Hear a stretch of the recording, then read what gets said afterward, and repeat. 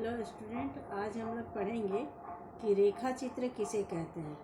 रेखा चित्र एक जो भी गद्य लेखन होता है उसमें एक किसी सीमा क्षेत्र के आसपास की एक कहानी होती है, कथा होती है, जिसको कि इस तरह से प्रकट करना है जो कि हमें जब हम किसी दृश्य को, किसी कहानी को पढ़ते हैं तो उसमें ऐसा लगे कि जो दृश्य इसमें हम पढ़ रहे हैं वो दृश्य हमारी आँखों के सामने तैर रहा है, वो दृश्य हम आँखों के सामने देख रहे हैं।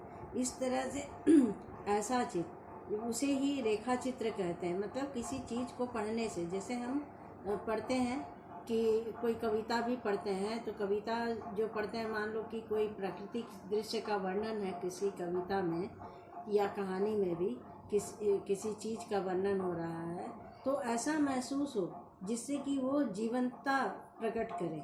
जीवंतता का अर्थ है जो हमारे सामने सही उसी समय प्रकट हो रहा है, उसी समय वो घटना घट रही है।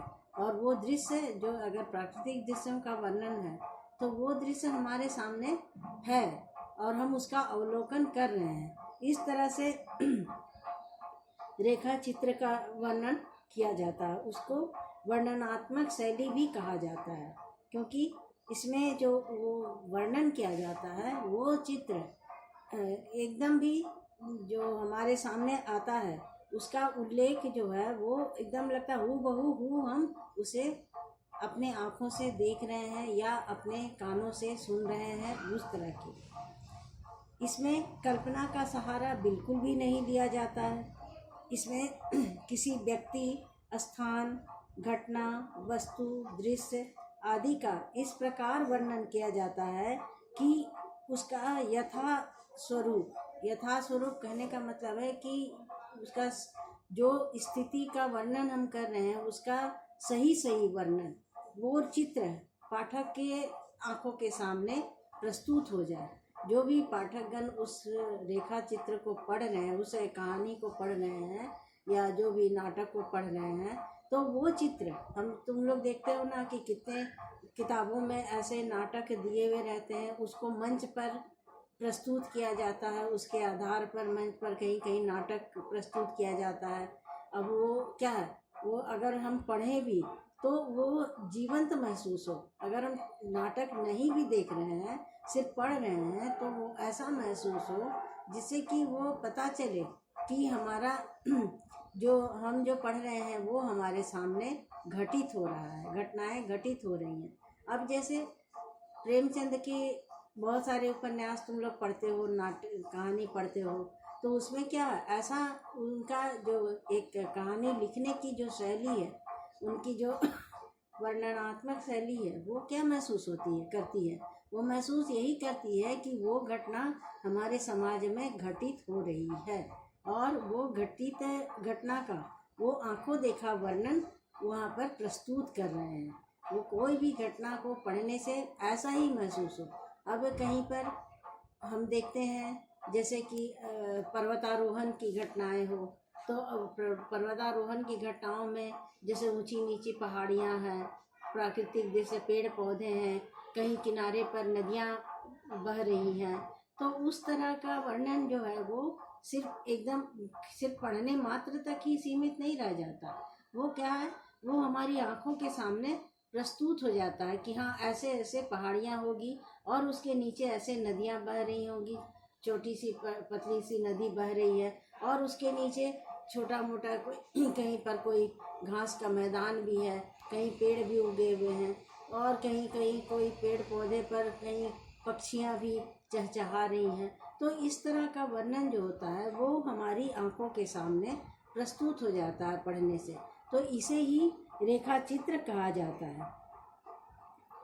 अब यहाँ बाबू गुलाब राय के शब्दों में वो क्या कहते हैं कि बाबू गुलाब राय रेखा चित्र के विषय में क्या कहते हैं, वो कहते हैं कि जो काम चित्रकार अपनी तूलिका से करता है वह रेखा चित्रकार शब्दों से करता है। अर्थात हम देखते हैं ना जो पेंटिंग्स करते हैं, बहुत सारे लोग पेंटिंग्स में दक्षता हासिल किए हुए रहते हैं और वो पेंटिंग्स को देख करके भी लोगों के मन में होता है कि हाँ ये बहुत जीवंत कथा है, ये एकदम से प्राण डाल दिया है इसमें। कि जैसे एक कहानी है कि एक कहानी आती है कि दो सखियों की कहानी है। एक अरुणा और एक चित्रा नामक दो दोस्त रहती हैं। वो दोनों ही चित्रकार हैं। अब लेकिन चित्रकार में अरुणा जो है वो दोनों में अरुणा को मुख्य ये कहा जाता है कि मुख्य पात्र वही है, क्यों मुख्य दोनों ही अपने अपने क्षेत्र में बहुत ही दक्षता हासिल की हुई है। अब उसमें क्या है, चित्रा जो है वो चित्रकार बनाती, चित्र में पेंटिंग में अपना दक्षता हासिल की हुई है। वो विदेश भी चली जाती है, अपने पेंटिंग्स की नुमाइश करती है, बनाती है। और ये क्या है, ये जीवंत ये जो पेंटिंग कर रही है, एक इसमें कहानी है कि दो बच्चे रहते हैं, एक फुलिया दाई की दो बच्चे रहते हैं। वो फुलिया दाई जो है वो गरीबी के कारण और जो भी है उसके कारण वो सड़क पर मरी पड़ी है। और उसके जो छोटे छोटे बच्चे हैं दोनों, वो दोनों बच्चे उसके पेट पर लग करके रो रहे हैं। वो चित्रा जो है वो उसको देख करके उसको चित्र में अंकित कर देती है, पेपर में अपने तुलिका के द्वारा अंकित कर देती है। लेकिन अरुणा क्या करती है, अरुणा करती है कि उसे अपने दोनों बच्चों को वो उठा के, उसको उसकी माँ को तो वो नहीं बचा पाती है, लेकिन दोनों बच्चों को उठाकर वह अपने घर ले आती है और उसे अपने बच्चों जैसा ही उसका लालन पालन करती है, पोसती है, बड़े करती है, पालती पोसती है और उसे शिक्षा भी देती है। तो ये दोनों में अंतर है, लेकिन फिर भी दोनों की जो भावनाएं हैं वो एक ही है। वो दोनों की जो भावना है कि चित्रकारी ये कला का प्रदर्शन करना, एक चित्रकार के द्वारा प्रदर्शन किया और दूसरा अपने कर्तव्य का निर्वाह करके वो प्रदर्शन करती है। वो कर्तव्य निर्वाह करती है कि वो दाई के बच्चों को भी अपने घर में ला करके और उसे अपने बच्चों जैसा उसका पालन पोषण करती है, उसका शिक्षा देती है। तो इस तरह से ये जो रेखा चित्र कहलाता है, रेखा चित्र भी ऐसा होना चाहिए जो कि हमें जीवंतता का उदाहरण पेश करे। वो जीवंतता जो हम उसे देख करके हमें लगे कि हम इसे साक्षात देख रहे हैं।